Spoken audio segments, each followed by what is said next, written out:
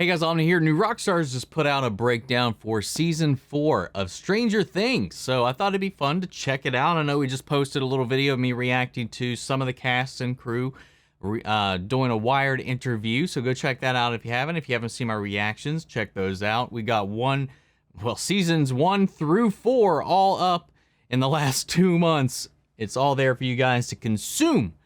My journey through the Upside Down for the very first time got kicked off not that long ago.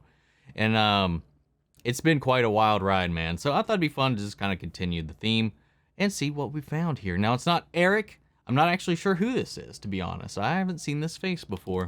So, guys, we're going to jump into this breakdown. And actually, before we do, because I don't know if they'll address it or not, because this was actually just put out there today, because there has been quite the little hubbub about one of the episodes of this season. You know, the camera of them recording everything had Will's birth date as the date and time on it. Yet nobody in the show was acknowledging it. You know, when Mike came in at the airport or whatever, you know, and they spend the day together and all that, you know, Will's obviously depressed for a few different reasons. And a lot of people were starting to speculate, is it also because they forgot his birthday? Well, no, and yes.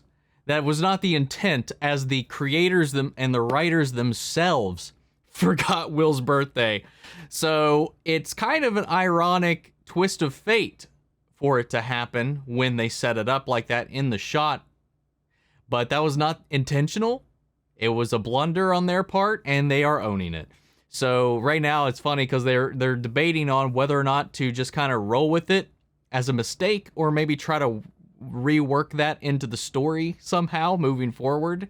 But yeah, that was a mess up on their part that they completely blanked on Will's actual birth date, which is like, it's kind of funny because I feel like Will, of all characters in this show, it is just the needs all of the protection, all the love, but is also getting so much of the neglect throughout the show that even the creators ended up unintentionally neglecting the poor boy. Oh my God. So anyway, I just thought that was a fun thing to share because depending on when this was recorded, they may have not had a chance to work that into the video. So I just wanted to kind of put that out there. But guys, let's go ahead and check it out. Here we go. Welcome back to New Rockstars. I'm Whitney Van Lanningham, and Stranger Things is back, baby! At first I was like, it's gonna take me how long to watch this? But 15 minutes into the first episode, I knew that 7 episodes wasn't nearly enough. I love this season, even though I think it's really rude of Netflix to make us wait for the finale. So in the meantime, I'm gonna break down all the details you might have missed in Stranger Things 4 Volume 1. On to the Upside Down. Chapter 1, the Hellfire Club, opens in a quiet neighborhood in Hawkins, Indiana, where the local paperboy from the Hawkins Post is delivering newspapers. This is the same newspaper that Nancy and Jonathan were fired from in Season 3, thanks to the influence of the Mind Flayer. At one house, a man opens the door for the paper, and through a series of close-up shots, we learn that this is Dr. Brenner. He fills out a crossword in 10 minutes. And when you lose your job due to an interdimensional but I find it particularly interesting hive that demon. a shot centers on the word etiological, which means serving to explain something by giving the cause or reason for it. Man, This I is a love subtle clue details about like Brenner's that, role man. this season, as his plotline centers around the origin of both 11 and the new BBEG from the Upside Down. This very opening itself is a part of this etiological tale, as it takes place on September 8th, 1979. The day Damn, April man. 11 would find herself at the center of a bloodbath in Hawkins National Laboratory. If you look closely, you can see a slight tear to the Upside Down, a hint to the full story revealed in Episode 7. We flash forward to March of 1986, 6 months and a... What's fun about that too is like you could have easily brushed that off as just somebody got thrown through the window and they cracked the tiling. So easy to just kind of brush that off. But no. Everything's intentional, man. Everything. Except for Will's birthday. Apparently, several character growth spurts after the Battle of Starcourt in Season 3. The Mamas and the Papas California Dreamin' plays as we enter Eleven's room. Door left open with a 3-inch minimum, just like she promised Hop in Season 3. It looks like a mini clone of Joyce, who is now working as a telemarketer for Encyclopedia Britannica. Jonathan is a big ol' stoner with a best friend named Argyle. When we catch up with Will, I didn't even he's think getting about his the door Picasso on, thing. and a Boys Don't Cry Cure poster hangs in his studio. Moments later, we see Will carrying an Alan Turing poster. I didn't even notice that. Alan Turing was a mathematician and considered the father father of artificial intelligence technology. I think that's a Kern was big flag persecuted for being everybody in the right there. 1950s, so this All the seems to be another naysayers. nod that Will is a friend of Dorothy, which has been hinted at throughout the series. Back in Hawkins, the party has joined Friend a of new Dorothy. D&D group called the Hellfire I've Club, never a heard reference that to the term elite before, secret society or that phrase. often came into conflict with the X-Men in Marvel Comics. I mentioned Hellfire that. Club is DM'd by Eddie Munson, a metal punk seeker of darkness who is not like the other warlocks, and introduces his bandmates from Corroded Corpse, Dustin, Mike, and Lucas sometimes. This year, Lucas is double timing their Cult of Vecna campaign with the Tigers basketball team, and from the moment team captain Jason drags up the names of the recently deceased for a pep rally chant, you just know that this is a team of small-town jock douchebags. Satanic panic is in full swing, and Eddie reads an article in Newsweek about the horrors of D&D turning our kids into violent, pot-smoking devil worshippers. Apparently, this is also the issue that came out in the aftermath of the Space Shuttle Challenger disaster in January of 1986. wow.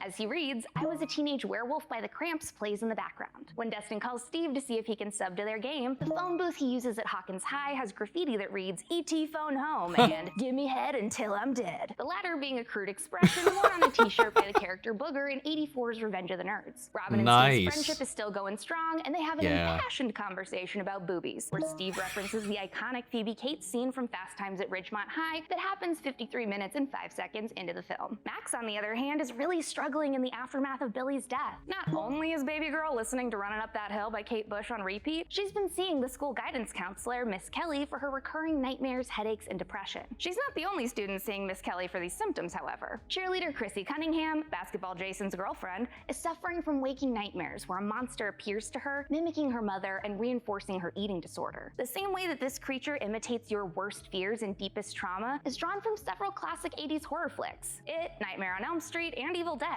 Jonathan also has an Evil Dead poster in his bedroom. Chrissy shares a last name with the Cunninghams, the idyllic family from Happy Days. Chrissy's hallucinations keep getting worse, so she arranges a drug deal with Eddie. But and this I time, love her waking the way nightmare they takes her into the incorporate Upside Down the and clock face to into face with season 4's the big scenery. bad, Vecna. The way her body breaks is similar to the body horror in The Exorcist. Because the boys on bikes have always used Dungeons and Dragons as a lens to process who these horrific monsters are and what they want, they dubbed this beast Vecna in reference to D&D's. I didn't even hold up. Shoot. I think it was in the Wired interview where I mentioned, we'll talk about the Demogorgon.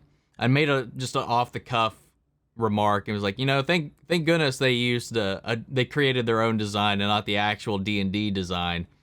I actually completely forgot that they actually had the D&D Demogorgon in there. For whatever reason, maybe my mind retconned it in my brain.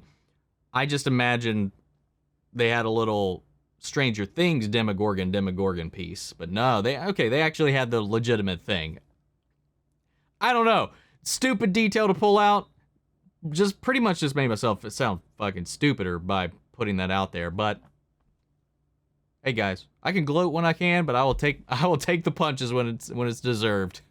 Most powerful lich. Vecna is a name that's been around in D&D lore since the early days. In 1990, he finally been doing made a lot an of appearance Vecna in the research. Vecna Lives adventure model, which is the inspiration for Eddie's game, as noted by Vecna exclaiming, "Vecna lives!" During this scene, Mike also name drops Cass, Vecna's canon right-hand lieutenant that rebelled against him in a bid for power. Much like a Sith apprentice would try to overthrow their master. Eddie's Vecna doesn't scare Dustin, and he pulls out his He's also, I think at solo this point, a impression to say, deity. "Never tell me the odds." Chapter 2, Vecna's Curse, shows the kids picking up Mike at the airport in California to kick off the start of spring break. Interestingly, the date he arrives is March 22nd, 1986. The next day. And we learned that that's Will's birthday in season 2, so did Okay. everyone just forget? Is he getting 16 candles? Good thing He I actually arrives in town at the addressed same that. time. He's here to help Joyce figure out her Russian ransom note. The cab driver who gives him a lift has a Hulk Hogan trading card hanging in the mirror. Notice that he's wearing blue shorts, as opposed to his famous red and gold shorts that were popularized around 1986. Eleven takes Mike and Will to Rinkomania, the local skating rink, to have a bitchin' time. But Angela and her friends crank up Wipeout by the Safaris and pull a prank on her, dragging her to the center of the rink, slinging her around, and dumping a milkshake on her. This scene evokes the same imagery as Keery, except Yeah. the chocolate shake is at least a little better than animal blood. When Angela refuses to apologize, Elle smacks her in the face with a roller skate, which, to be fair, she kinda deserved. Back Max awakens from another traumatic nightmare to find the cops swarming Eddie Munson's trailer across the street. Interestingly, although Scream didn't come out until 1996, many of the shots and musical cues in this scene are similar to the scene where cops and reporters are swarming the high school in the aftermath of Casey's vicious murder. The basketball team hears the news of her death in their party clubhouse, which used to be Benny's Burgers, where 11 hid out in season 1. Max catches Dustin up to speed while watching Courtney Cox's Misfits of Science, where Cox plays a woman with telekinesis just like Elle. Max's lights flickered, and she saw Eddie hightail it out of there. Dustin knows. I thought that's who I was, but I wasn't sure, so I kept my mouth shut. I didn't want to be like, hey, it's Courtney Cox, and be wrong. Damn.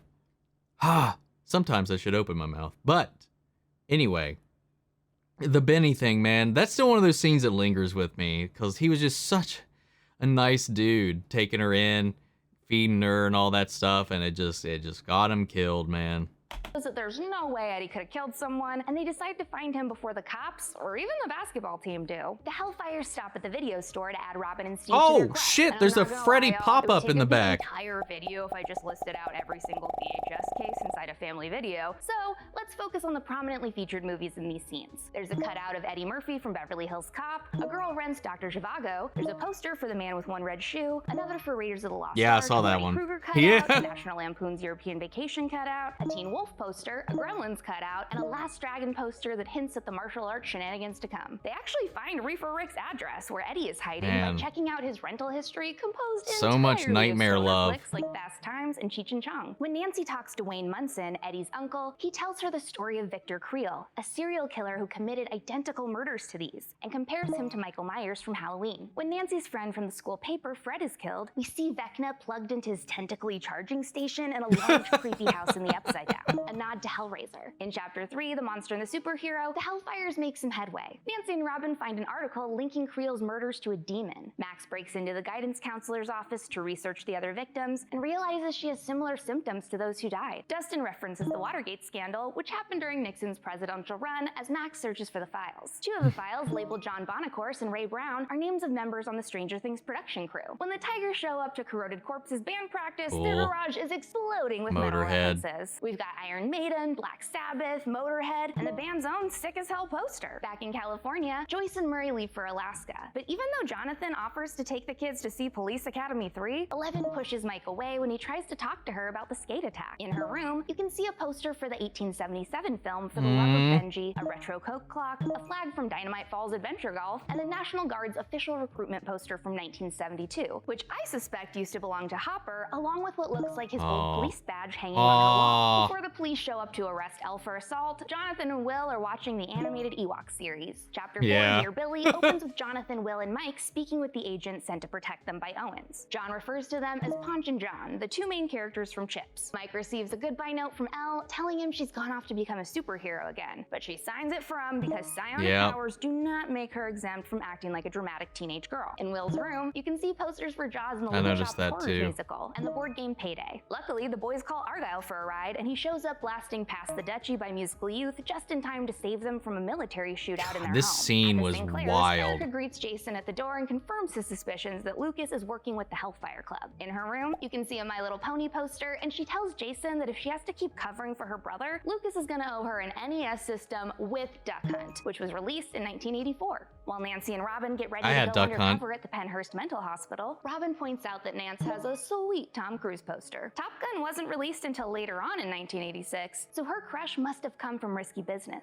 And Penhurst itself is a callback to its mention in season 1. I bet she escaped from Penhurst. From where? Shit. Hurley County? As well as an IRL former psychiatric facility with a haunted history. When they arrive, patients in the music room have written their song selections on the board, including Moonlight Serenade by the Glenn Miller Orchestra, Red Sails in the Sunset by the Platters, I'll See You in My Dreams by Isham Jones and Gus Kahn, and Wrap Your Troubles in Dreams by Bing Crosby. The director of the facility explains that music has a calming effect on unstable minds. The girls are led down a dark hallway to Victor Creel's cell, evoking imagery from the Silence of the Lambs. And Creel himself is also an Easter egg. The actor who plays him is Robert Englund, aka Freddy Krueger from A Nightmare on Elm Street. He explains the moment that he started talking, when the song Dream a Little Dream of Me by Etta James brought him back to reality. Reinforced. Armed with this info, the two walkie Dustin to tell him to play Max's favorite song and hope that it'll bring her back to them. As soon as Max hears Kate Bush's Running Up That Hill, a portal opens back up to the real world and she wrestles herself away away from Vecna's grasp. Not only does this scene evoke similar imagery to the music video, the lyrics to the chorus say, "If only I could, I'd make a deal with God and get him to swap our places." A nod to the way that she wishes she would have died instead of Billy. Back in Russia, Harbour manages to escape Kamchatka against all odds, fleeing to Yuri's safe house at a church near the prison. Seeing Harbour reunite with a container of Jif peanut butter brought tears to my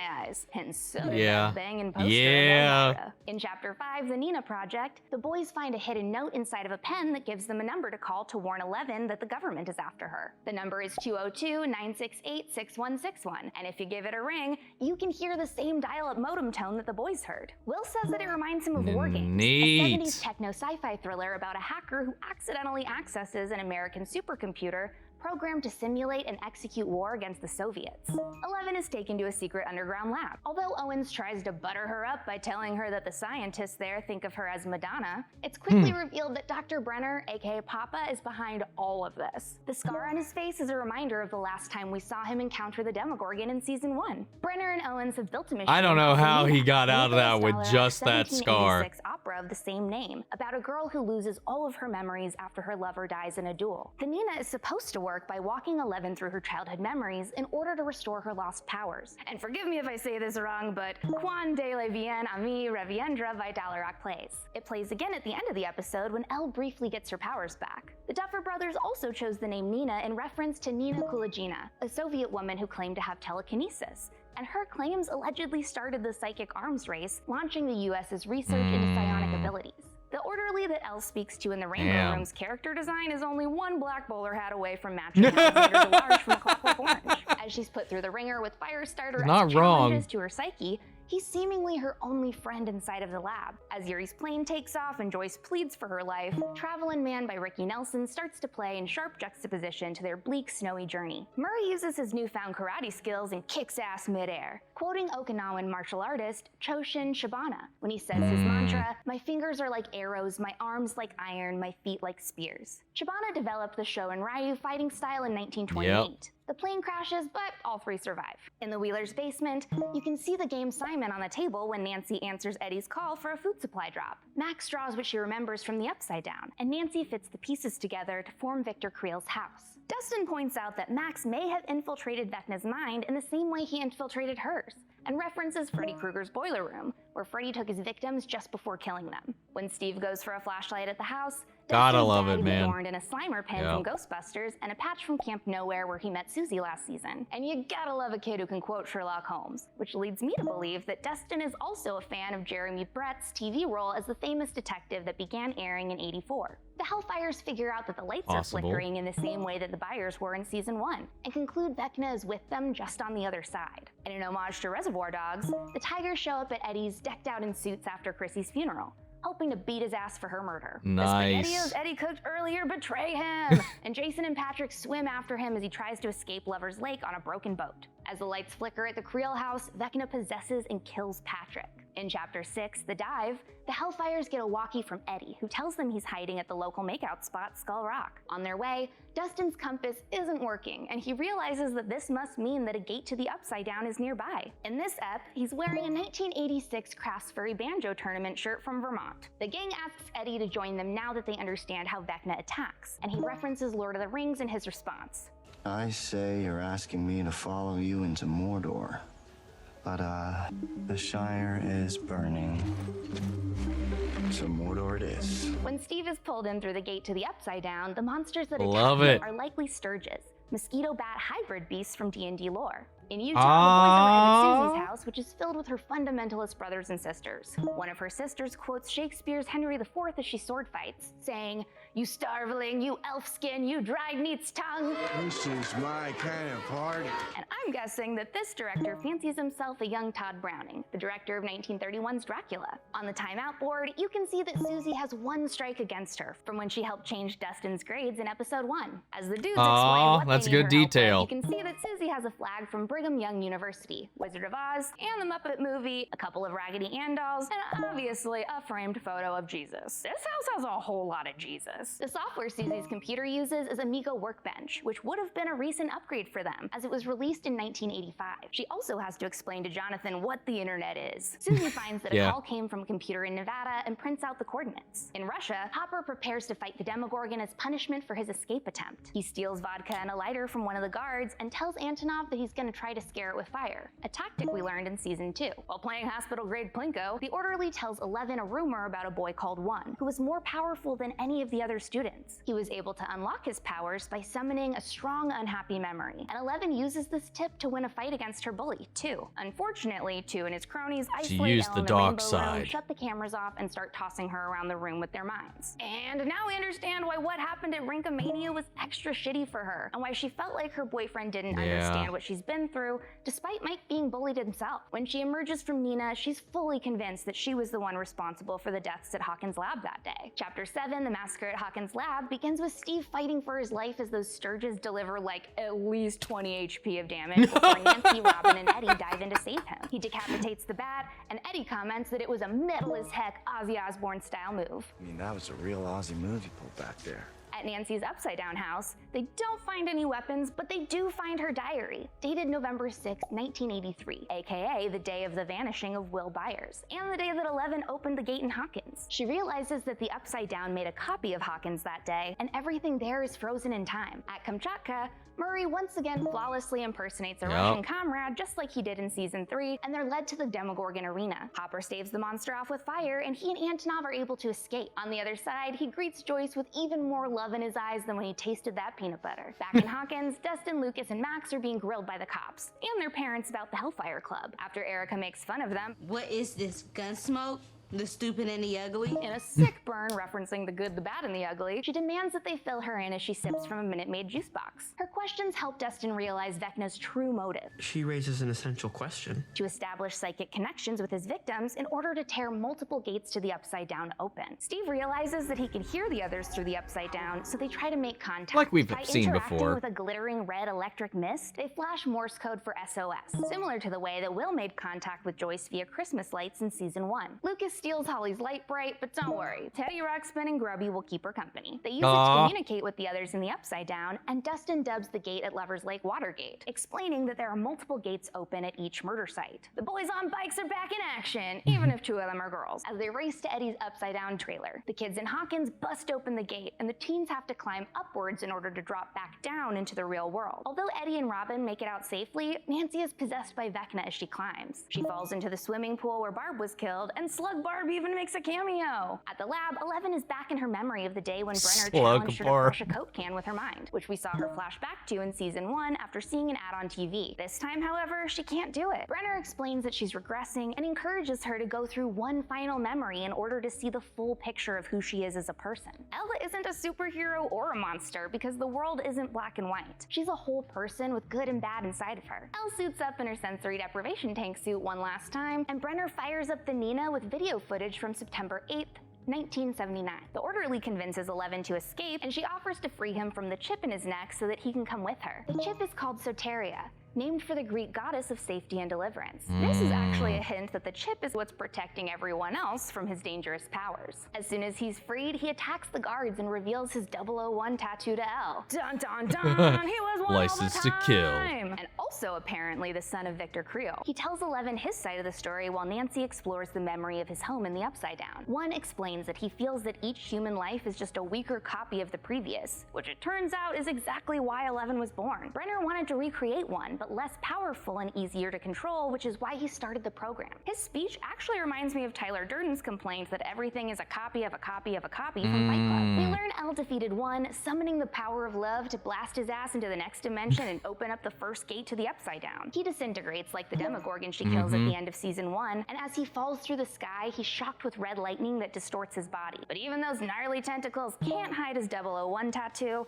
and that's the last thing that we see before we have to wait for the last 2 episodes to drop. Damn, I still man. have so many questions. questions, like how is one formed if the others are a copy of him? What's Nancy's favorite song so that they can get her out of the Upside Down? And what the hell did Erica find hidden under Lucas's bed that was so gross? That's a good question. We might never know the answers to that last one, but hopefully these and all of our other burning inquiries will be answered in the final eps. Follow me on Instagram and Twitter, Whitney Puppy. Follow New Rockstars. Subscribe to New Rockstars. It's not a bad breakdown. Not a bad one. For as much like content that we had in there, I can't imagine like the length it would actually take to go through every single detail. Obviously, these are the most easy to parse out ones with callbacks and hints and little nuggets here and there. But yeah, if you want to call out literally every reference, every throwback, classic 80s item in the background of every shot, you'd need like a 3-hour video. But for what this was fun for the first 7 episodes. I really enjoyed like some of the callbacks, some of the things in there, even some clarifications for some things I thought, but doubted myself enough to keep it to myself. Yeah, man. Great breakdown, man. New Rockstars, every one of them does a solid job with it.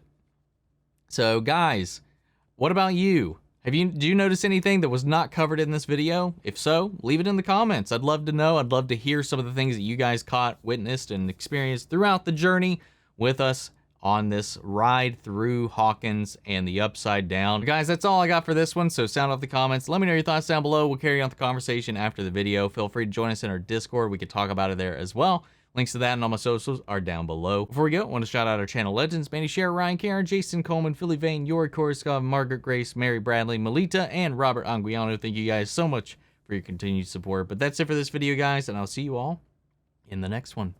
Take care, everybody.